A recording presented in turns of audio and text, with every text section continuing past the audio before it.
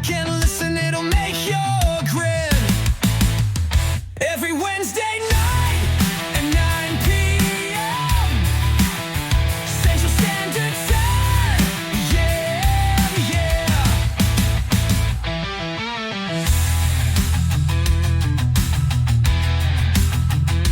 All right, fellow pilgrims, welcome to the Wednesday night episode.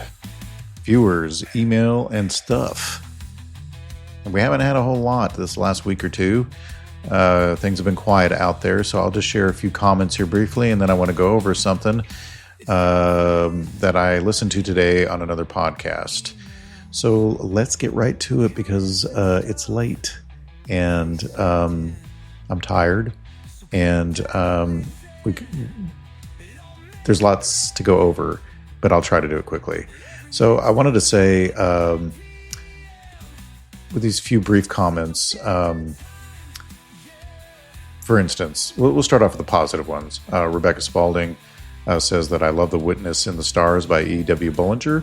The Heavens Declare is another book I loved. I really need to read that because that sounds cool. And so happy to hear you see and understand the story in the heavens. Yes. Well, thank you, Rebecca. I just appreciate that you took the time to listen. I appreciate that you took the time to write and to like the video. And I hope you shared it and will continue to share it and tell people about the podcast. I'm glad you're a fellow pilgrim, and let's have as many at the end as possible walking the road with us, right? So, again, thanks very much, Rebecca. I appreciate any encouragement that we can get out there. It's great. And then Ellen Kruger just stumbled upon your channel. Thank you. Love from South Africa. I think that's super cool. I haven't had anybody contact us from South Africa before this, and it's really it's mind-blowing to me to know that people are listening to us in South Africa, or to me, or whatever. And I just want to say, Ellen, if you're listening, I really appreciate that you're a member of the audience and a fellow pilgrim walking with us. And it's really great that you listen in South Africa. And I hope everything is well for you there. And because, I mean, we hear in the news here in America that, you know, white people are dying all over South Africa. I don't necessarily believe, obviously, everything I hear in the news. So, I mean, you never, it's just you can't trust them. Are there people dying? Probably. Is it as bad as they're saying it is? Maybe not. Maybe it's worse. I don't know. All I know is I can't trust anything that our governments or media tell us. They're such liars and not to be trusted. So it's really hard to say, isn't it? All I know is I'm just really glad to have you in the audience. It's really cool to have to know that people are listening in South Africa. And it'd be great for you to spread the word in South Africa, Ellen. Share the podcast, let people know about us. And I know we have people listening in New Zealand and Australia, some in the Philippines and Malaysia, and it's always great hearing from any of y'all. And then I wanted to give a shout out to Annie in our Teaching Flat Earth. Is Teaching Flat Earth biblical? Answering critiques with scripture and courage. She wrote, Annie wrote, use the force. Centrifugal force is not suspended on any grander scale.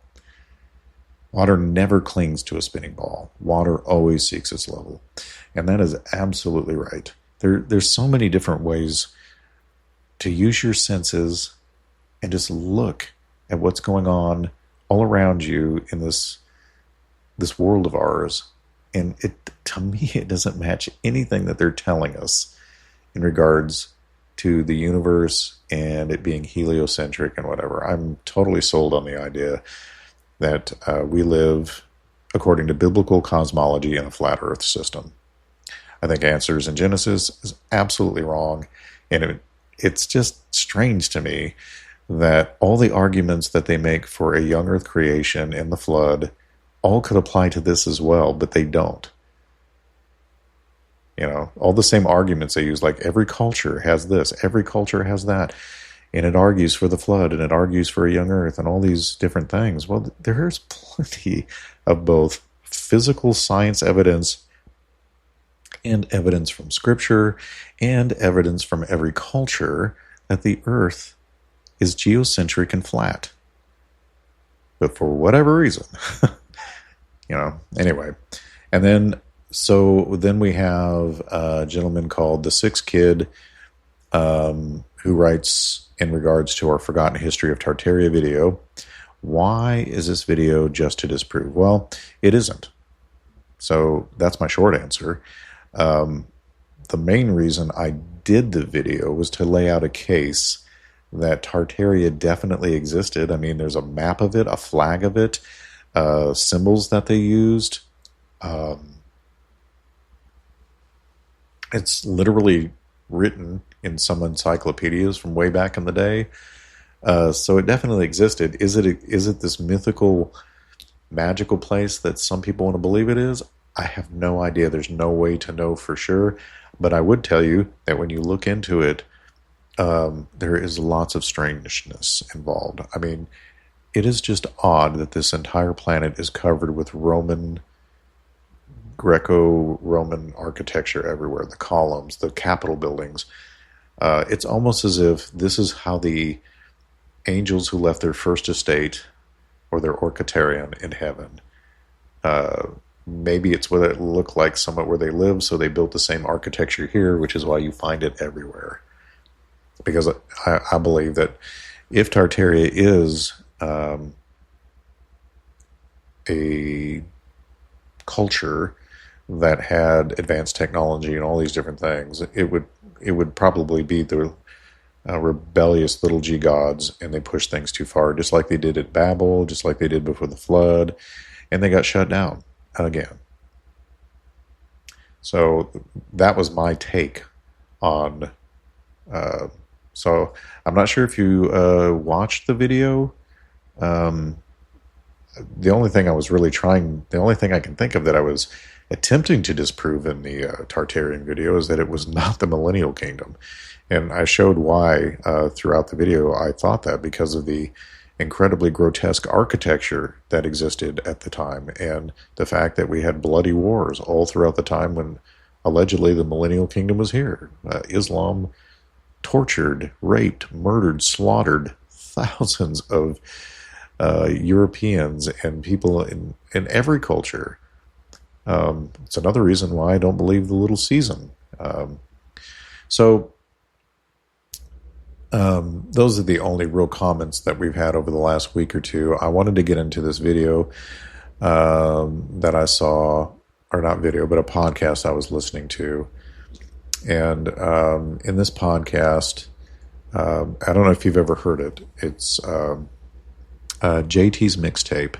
And I listen to it casually because I like when he's talking about geocentrism and the flat earth and things of that nature, because I completely agree with what he's saying there. That, and of course, we all have a tendency to listen to things that we agree with, right?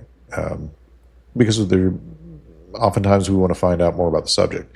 And so I really enjoy listening to him on that subject. But my ears perked up listening to him talk about,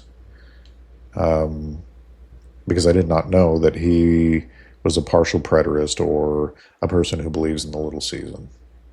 So I wanted to go over some things because I'm going to make a video dealing with what he has said in his video regarding what generation is Jesus talking about, or what did Jesus mean by this generation. So and the reason why I'm doing it is because he mentioned specifically in the video a couple of arguments that I've made that I don't think were represented clearly. It was in the Q&A section and a couple of other areas where, those of us who don't buy into the little season do have legitimate, serious questions that you can't just dismiss with allegory and poetry or, analogies to John filling in valleys. But let me go over I'm just going to go over three little areas that caught my attention, and I'm not even going to argue. I'm just going to give my perspective on what I thought I heard him saying, or not thought I heard it, but what I literally heard him saying. And so I don't want to straw man him. I'm going to lay out just the basic case I heard him make and the problems that I had with some of it. And then after I finish part 3 of God's Sky Clock, the Mazzaroth, this Monday, my next video will be dealing with this, which I know we've already dealt with Satan's little season, but let's deal specifically with the key hinge pin of it all, which is what generation was Jesus talking about? Because that seems to be the main thing that seems to trigger this entire area of theology, Satan's little season.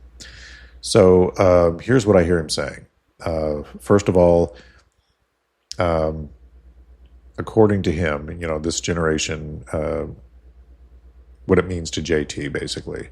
So he argued what I essentially got is 4 things. 1, this generation always refers to the one Jesus was directly speaking to, not a future group.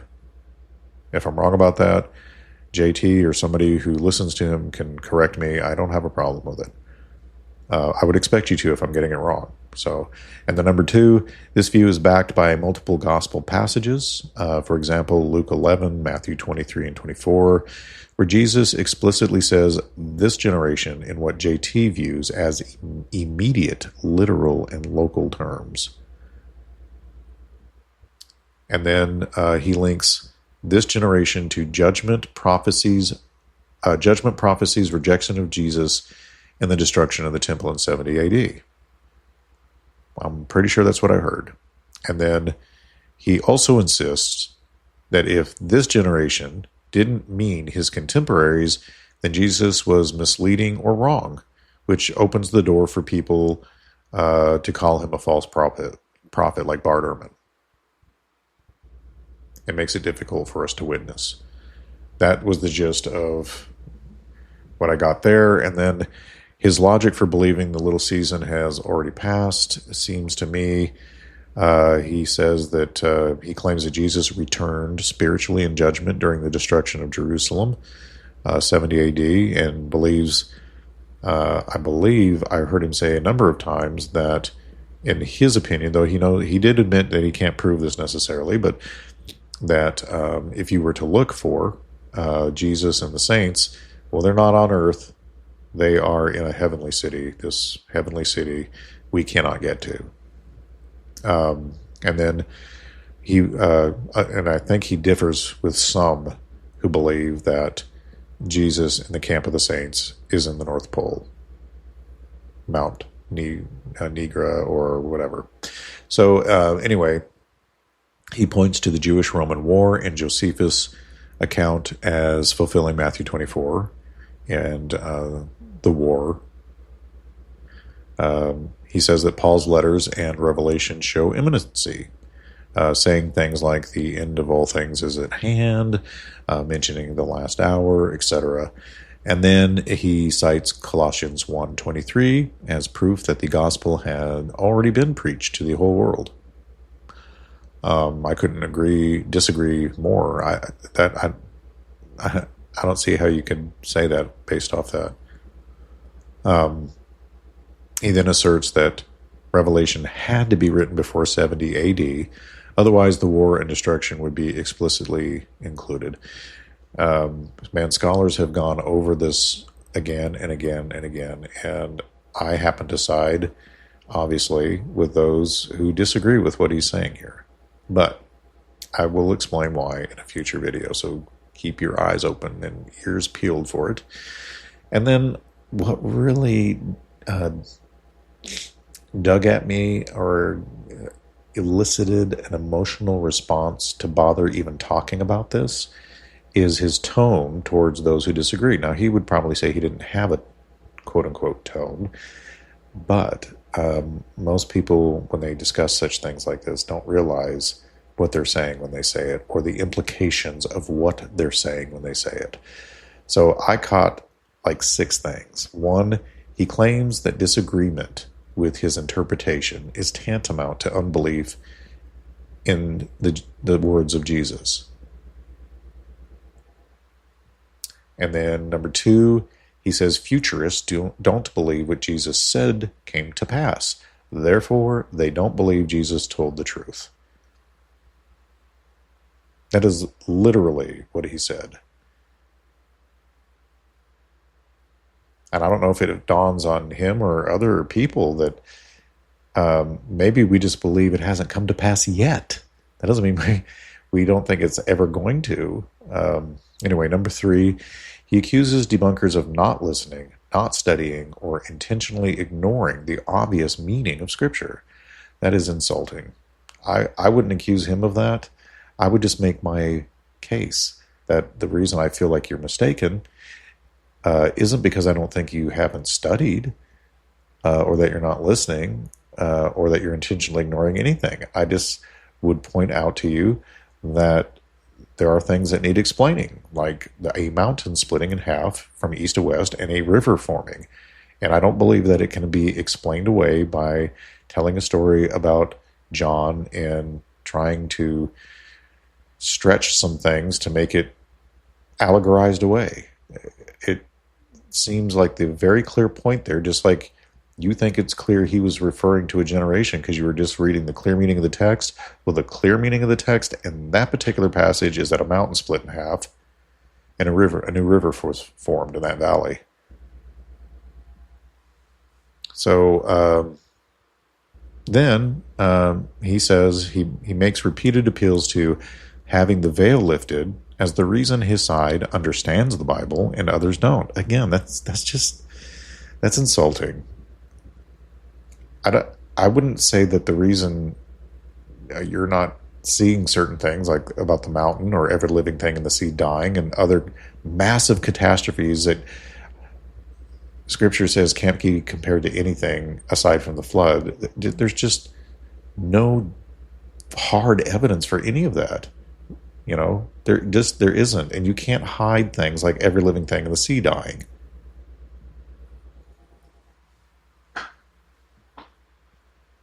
And then he appeals to faith over evidence.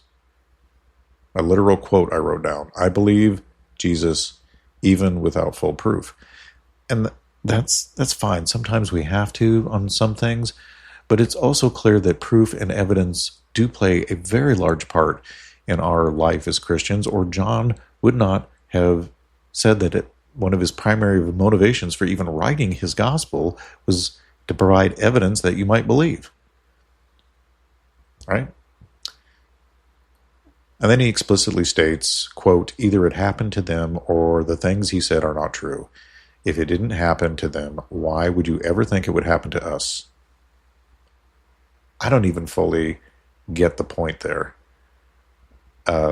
Other than to say, I would think it would happen to us because it is prophesied that it will, at some point in history, happen to us.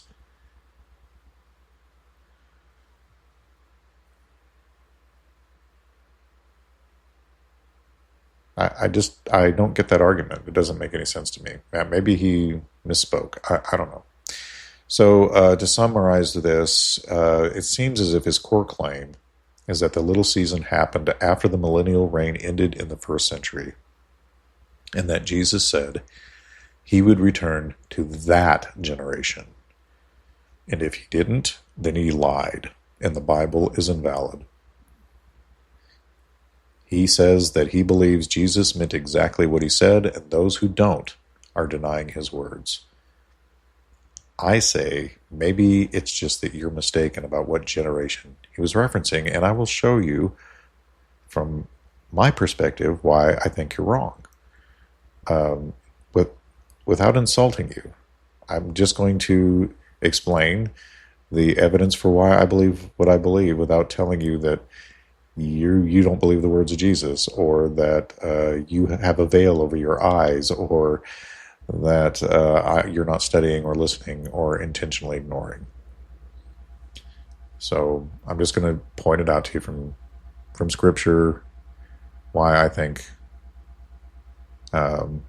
futurism and prophecy and the things mentioned in the Old and New Testament about a future generation in the millennial kingdom have not come to pass yet.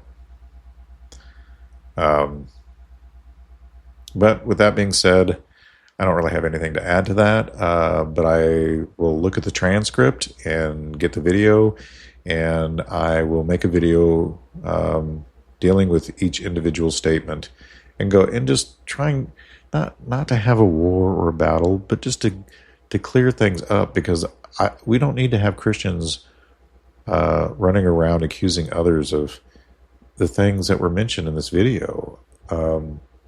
I just don't think it's appropriate, and it isn't kind in our love for one another as Christians to make claims like, because somebody doesn't agree with your interpretation of what you know is not a 100% clearly solid thing one way or the other, and then claim the other side has a veil over their eyes, or they're not listening or studying or intentionally ignoring things, or doesn't, believe in Jesus' words. So, anyway, that's all I had to say about that.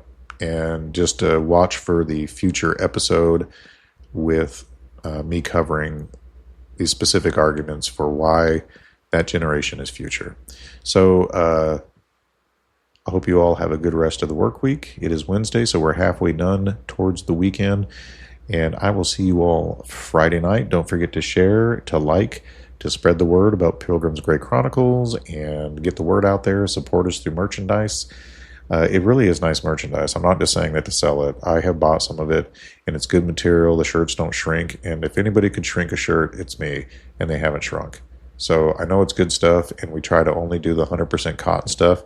Some of it isn't, but I try. If I'm selling a shirt, I try to make sure it's 100% cotton or organic cotton, so that I'm selling healthy things. So I will play you all out into the weekend. And again, Friday night, 9 p.m. Central Standard Time, we will do the top 3 stories of the week. See ya.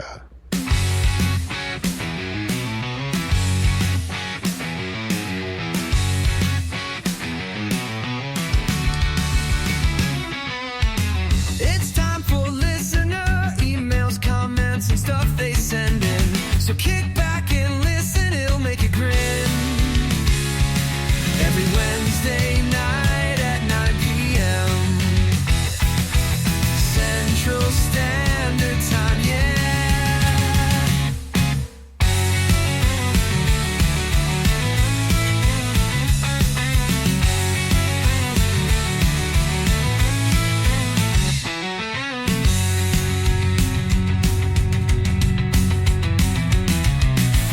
Central Standard Time, yeah.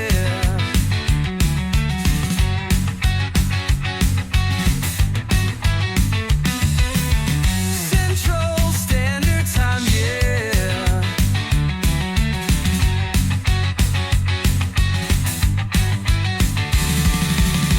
It's time for listener emails, comments, and stuff they send in.